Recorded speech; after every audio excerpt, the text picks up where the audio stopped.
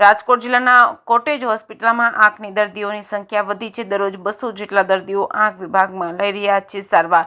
Upleta civil હોસ્પિટલમાં કાર્યરત આંખ વિભાગમાં આંખના દર્દીઓ માટે બન્યું છે આશીર્વાદરૂપ। ડોક્ટર ખ્યાતિ કેશવાલની સેવાથી દર્દીઓ ખુશ થયા હતા। આંખ ઉઠવાના દર્દીઓની આંખની સફાઈ રાખવા અને આંખને યોગ્ય સમયે પાણીથી ધોવા કરી છે અપીલ। સાથે ડોક્ટર ખ્યાતિના જણાવ્યા પ્રમાણે આંખના દર્દીઓનો પણ વધારો જોવા મળ્યો છે।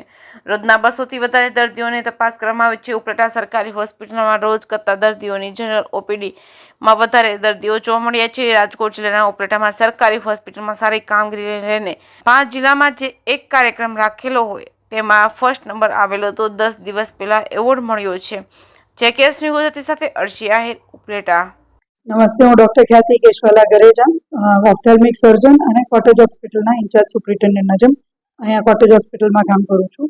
આજે આપણે ઓપીડી લગભગ 200 પેશન્ટની છે અત્યારે અહીંયા, અને ગયા મહિનામાં આપણે લગભગ દર અઠવાડિયે 3 ઓપીડી થાય છે। એ પ્રમાણે અમારે દર અઠવાડિયાના 300-400 પેશન્ટ એવું અંદાજે હોય છે, અને ઓપરેશન અમે અત્યારે વધારે કરીએ છીએ। ઉનાળો છે છતાંય અમારું વેઇટિંગ લિસ્ટ એટલું હોય છે કે અમારે વધારે ઓપરેશન કરવા પડે છે।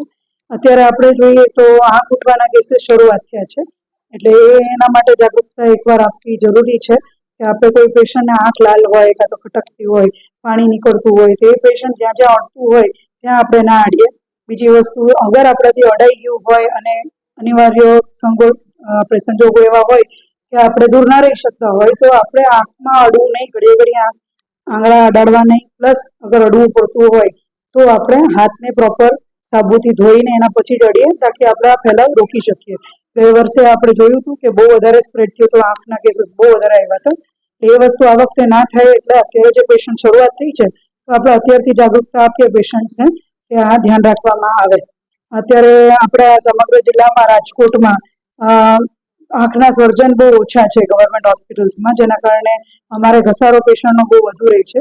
અને અત્યારે લાસ્ટ વીક અમારે ગવર્મેન્ટનું જે અવોર્ડ ફંક્શન હોય છે, જે ગુડ રેપ્લિકેબલ ઇનોવેટિવ પ્રેક્ટિસ જેને કહેવાય ગ્રીપ, એ સમિટ થઈ હતી, જેના અંદર જે સારા કામગીરી કરતા હોય આખા ગવર્મેન્ટ સિસ્ટમમાં એના પ્રેઝન્ટેશન્સ હતા। અને એમાંથી સમગ્ર જિલ્લામાં આરડીડી ઝોનમાં, જેમાં 5 જિલ્લા આવે, રાજકોટ, મોરબી, જામનગર, દેવભૂમિ દ્વારકા અને રાજકોટ, આ બધા 5 જિલ્લાના પ્રેઝન્ટેશન્સમાં સૌથી ઉત્તમ કામગીરી માટે મને એવોર્ડ મળેલો। એટલે અમારા ડિપાર્ટમેન્ટના કામગીરીને બિરદાવ્યું છે ગવર્મેન્ટ, એના માટે અમે ખૂબ ખૂબ આભાર માનીએ છીએ। Thank you very much.